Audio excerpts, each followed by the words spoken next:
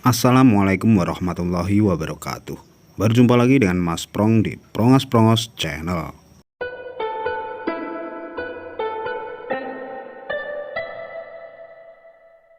Pada kesempatan kali ini saya akan membahas permainan antara Magnus Carlsen melawan Viswanathan Anand.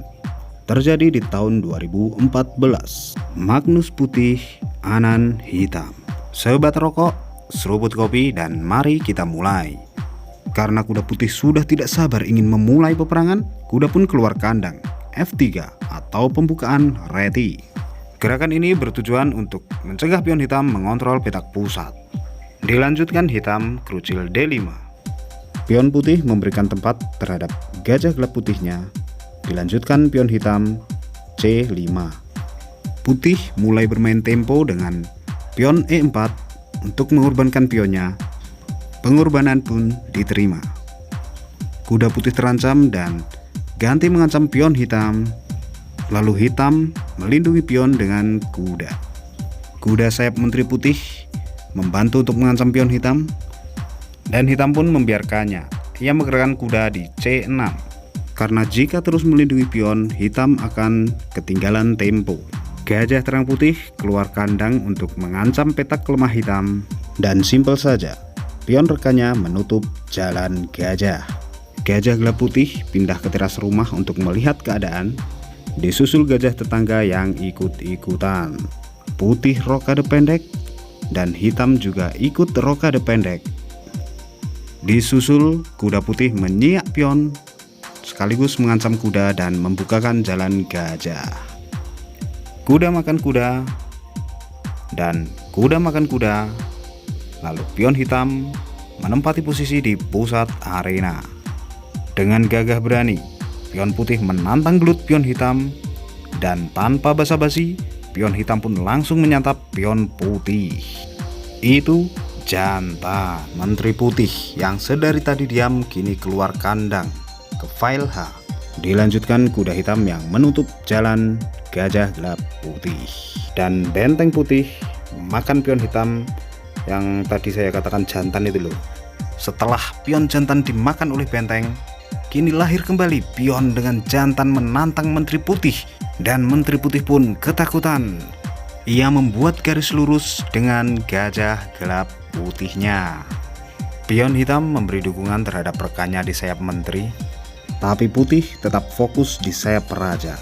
Kini menarik benteng untuk mendukung kembarannya. Akhirnya hitam khawatir juga terhadap keberingasan putih. Ia menugaskan gajahnya untuk menutup laju benteng dan mengancam kuda putih. Si putih memajukan pion 2 langkah di file G mengancam gajah. Namun gajah hitam memilih lawan yang seimbang, yaitu gajah melawan gajah. Dengan jiwa kesatrianya, gajah putih menjawab tantangan gajah hitam, dan di situ terjadi pertukaran gajah. Gajah makan gajah, gajah dimakan pion, benteng makan benteng, dan benteng dimakan gajah. Itu kenyang.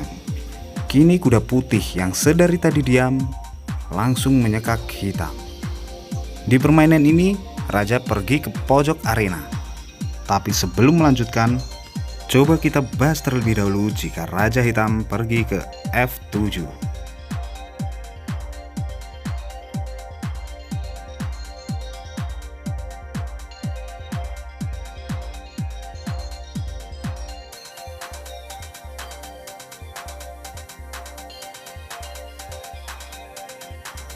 Sepertinya Grandmaster 1 ini paham jika raja pergi ke F7 akan terjadi kenyataan yang menyakitkan. Maka ia mengurungkan niat itu dan memilih menggerakkan raja ke pojok arena. Mari kita kembali. Ya, Anand memilih menggerakkan raja ke pojok arena. Lalu Magnus mengancam kuda hitam dengan pion. Entah apa maksudnya, membuang waktu atau mencari ide atau apa nggak tahu. Dan inilah langkah spektakuler dari Magnus Carlsen. Bahkan seorang Viswanathan Anand pun tidak mampu menebaknya. Ada yang tahu langkahnya bagaimana? Ya, discover skak oleh menteri dan kuda.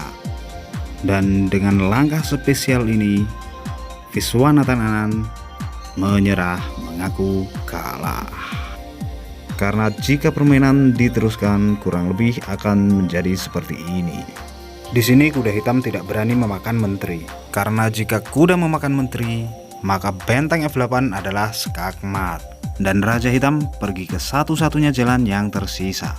Lalu dengan jiwa-jiwa kutai, Menteri Putih mengorbankan diri di pojok arena, dan setelah menteri dimakan, kuda putih skakmat di F8. Itu sama saja. Pelajaran yang dapat kita ambil adalah langkah terbaik belum tentu yang terindah. Mohon maaf apabila ada salah berucap. Terima kasih sudah menonton dan wassalamualaikum warahmatullahi wabarakatuh.